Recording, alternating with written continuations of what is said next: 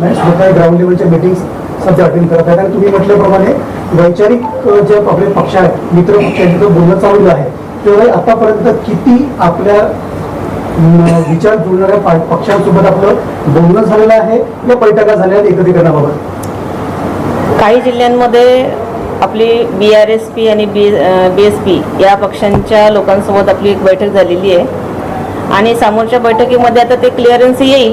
की आपण नेमका जागा वाटपाचं कसं स्वरूप असणार आहे कोणत्या कोणत्या भागामध्ये ते आम्हाला स्टेट कमिटीला पहिले सांगायचं आहे, जिल्हा कमिटीला ते मीटिंग्समध्ये ठरवून स्टेट कमिटीकडे तो प्रस्ताव पाठवायचा आहे आणि त्यानंतर तिकडनं जर अप्रुव्हल आलं तर आम्ही त्या त्या जिल्ह्यामध्ये ज्या ज्या पार्टीशी आमचा समन्वय होत आहे त्या पार्टीसोबत आम्ही सीटांचं वाटप करून ते करणार. निवडणुकीच्या पूर्वी आंबेडकर साहेब हे संभ्रमित करतात की आम्ही या पक्षाशी आम्ही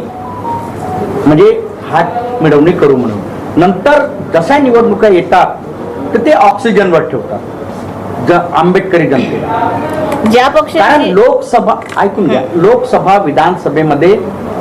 प्रत्येक राष्ट्रीय अध्यक्ष मला असं वाटतं की सत्तेत येण्यासाठीच निवडणुका लढवतो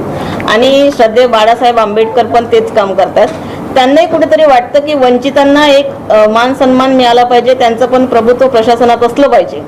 परंतु एकीकरणाची जेव्हा गोष्ट येते आणि बाकीच्या पक्षांसोबत जेव्हा आपण बसण्याची वेळ येते तेव्हा पहिले तरी काहीतरी अफवा